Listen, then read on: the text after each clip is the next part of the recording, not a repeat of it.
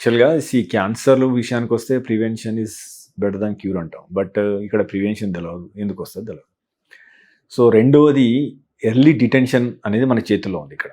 But when comparing with the western countries భారత్‌లో చూసుకుంటే screening విషయంలో చాలా పూర్‌గా ఉన్నాం మనం.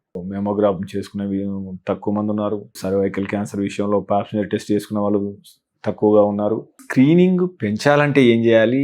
అంటే భారత్ యొక్క స్థితి ఏ రకంగా ఉంది? అంటే ఒక 3 దశాబ్దాల క్యాన్సర్ వైద్యంలో ఉన్న అనుభవం గలతో మీరేం చెప్తారు? స్క్రీనింగ్ కంపారిటివ్‌గా ఇంత ముందు కంటే ఇప్పుడు బెటర్ అయిందండి.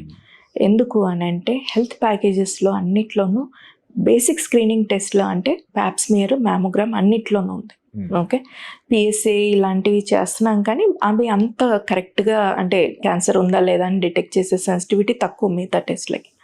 లక్కీగా ఉమెన్‌కి మెయిన్గా సతాయించే క్యాన్సర్స్ ఏవైతే ఉన్నాయో సర్వైకల్ క్యాన్సర్ కానీ బ్రెస్ట్ క్యాన్సర్ కానీ మంచి స్క్రీనింగ్ టెస్ట్లు ఉన్నాయి. పాప్ స్మియర్ కానీ మన మ్యామోగ్రఫీ కానీ ఆల్మోస్ట్ ఆల్ అన్ని హెల్త్ ప్యాకేజెస్లో ఇవి ఉన్నాయి. అండ్ కంపారిటివ్గా మీరు ఇందాక చెప్పినట్టు ఏంటి అని అంటే అదర్ కంట్రీస్లో వాళ్ళకు ఒక స్క్రీనింగ్ అనేది part of their routine life అనమాట. నీకు ఈ ఇయర్కి నీకు మ్యామోగ్రామ్ అయిపోయింది అంటే ఒక 2 years తర్వాత నీకు ఒక రిమైండర్ లెటర్ నీకు హాస్పిటల్ నుంచి వస్తుంది. నీకు టైం అయింది, you have to come for your scan అనేసి. ఓకే. అలా అవన్నీ రెగ్యులర్గా అయితేనే వాళ్ళ హెల్త్ ఇన్సూరెన్స్ అనేది నడుస్తుంది. ఓకే. అంటే ఇప్పుడు ఎలా అంటే ఈ ఇయర్ నేను పాప్ స్మియర్ చేయించుకొని ఏమవుతుంది, లాస్ట్ ఇయర్ నార్మలే ఉంది, అంతకుముందు నార్మలే ఉంది కదా అని. కానీ ఎట్లా అంటే మనకు ఆల్మోస్ట్ ఆల్ ఒక ప్రీమియం కట్టకపోతే కనుక ఎల్ఐసి పాలసీ అలాగా ల్యాప్స్ అయిపోతుందో వాళ్ళకు కూడా అంత స్ట్రిక్ట్ రూల్స్ ఉంటాయి. ఈ సంవత్సరం నువ్వు పాప్ స్మియర్ చేయించుకోలేదు, అందుకని నీకు క్యాన్సర్ వచ్చింది, సో నీకు ఇన్సూరెన్స్ వర్తించదు. ఆ భయం ఉంటుంది పబ్లిక్కి, ఆ భయం ఉంటుంది. ఆ భయం ఉండటం వల్ల వాళ్ళు ఖచ్చితంగా వెళ్ళి స్కాన్ చేయించుకోవాల్సిందే, పాప్ స్మియర్ చేయించుకోవాల్సిందే. ఇవన్నీ వాళ్ళకి ఇంపార్టెంట్ అది.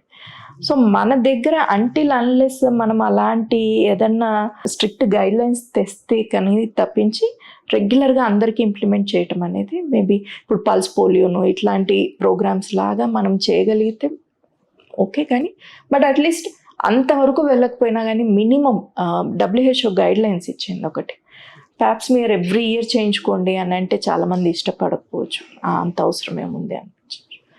అట్లీస్ట్ లైఫ్ టైంలో 3 times అన్నా చేయించుకోండి అని చెప్తారు.